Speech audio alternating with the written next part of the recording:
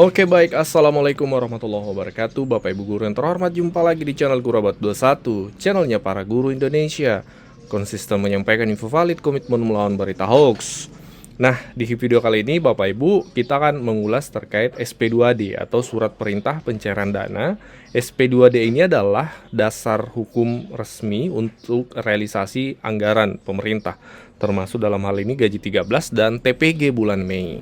Kita mulai dari gaji 13 Bapak Ibu. Dari Kementerian Keuangan itu sudah mengeluarkan SP2D pencairan gaji 13 itu tertanggal Bapak Ibu nanti 2 Juni 2026.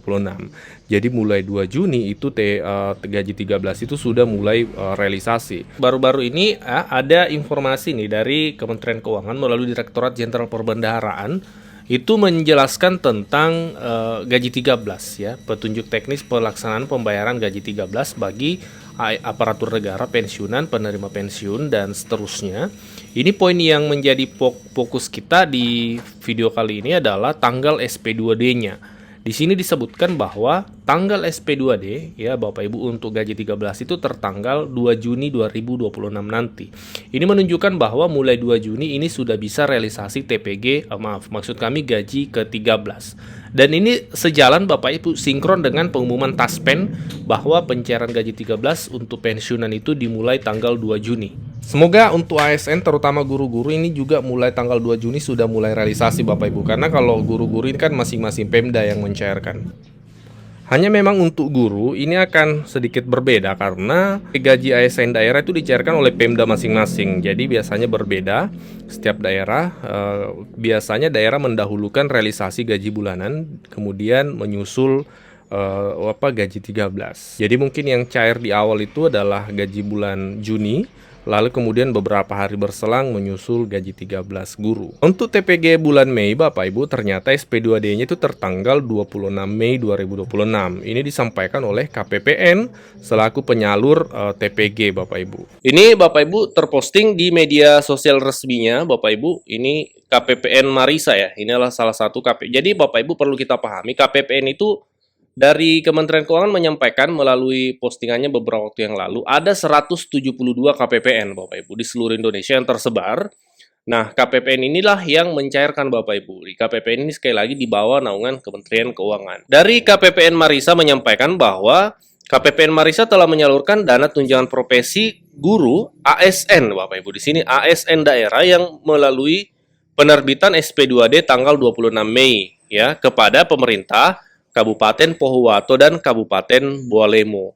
Nah, memang berarti KPPN Marisa ini menaungi Pohuwato dan Bualemo, Bapak Ibu. Penyaluran TPG ASN daerah diberikan kepada 1.592 guru penerima di Kabupaten Pohuwato dan 1.504 guru penerima di Kabupaten Bualemo. Nah, ini menunjukkan bahwa ternyata sudah ada KPPN dari Kementerian Keuangan yang sudah pencairan Bapak Ibu. Untuk TPG guru-guru termasuk guru ASN ini datanya Bapak Ibu ya dalam bentuk gambar, anggarannya sebesar 5M sekian untuk Kabupaten Pohuwato dan Bualemo juga 5,1 M sekian Bapak Ibu.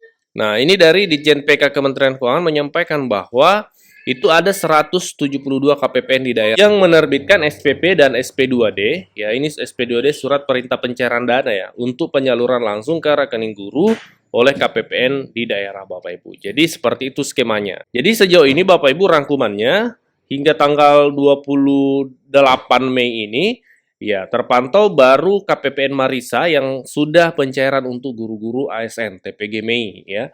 Untuk KPPN lain estimasinya akan pencairan akhir Mei Bapak Ibu dan estimasinya diperkirakan besok 29 Mei karena kalau 30 Mei itu sudah tanggal merah atau hari Sabtu libur. Kalau guru-guru non-ASN ini ya sudah pasif ya, kita ketahui sejak 1-2 hari sebelum lebaran itu sudah banyak teman-teman non-ASN yang menerima TPG-nya Bapak Ibu.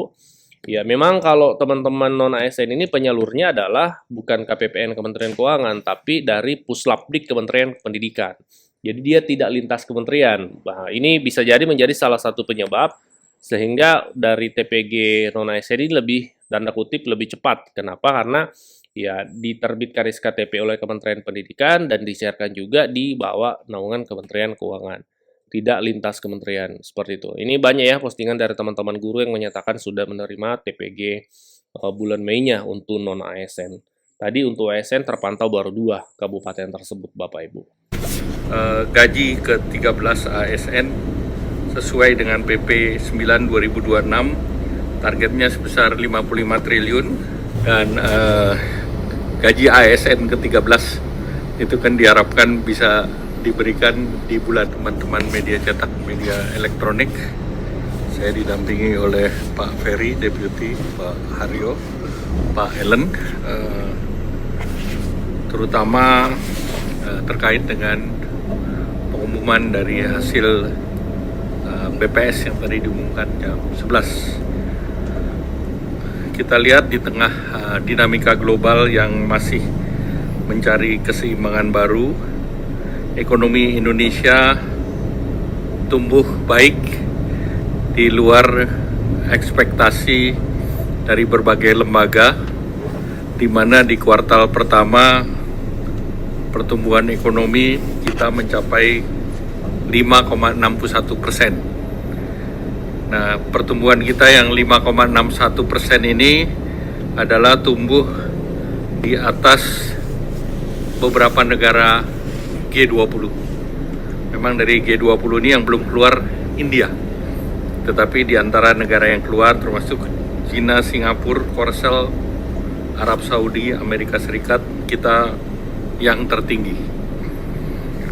Nah, pertumbuhan ini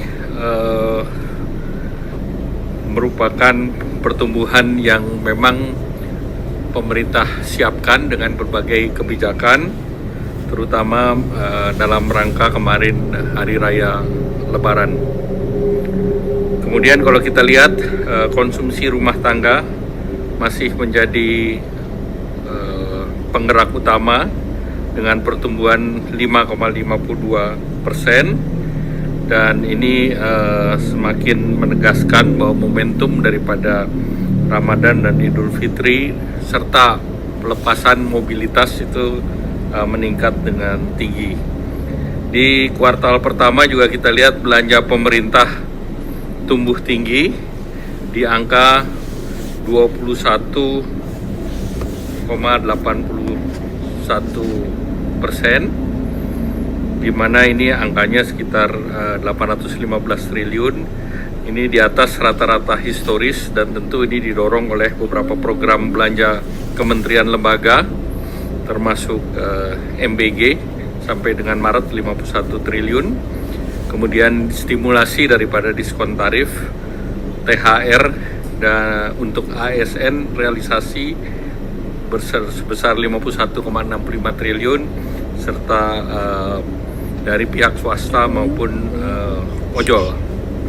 Kemudian indikator ekonomi terkini juga prospeknya positif, yaitu inflasi di bulan April ini sebesar 2,42%, kembali dalam bentangan 2,5 plus minus 1%.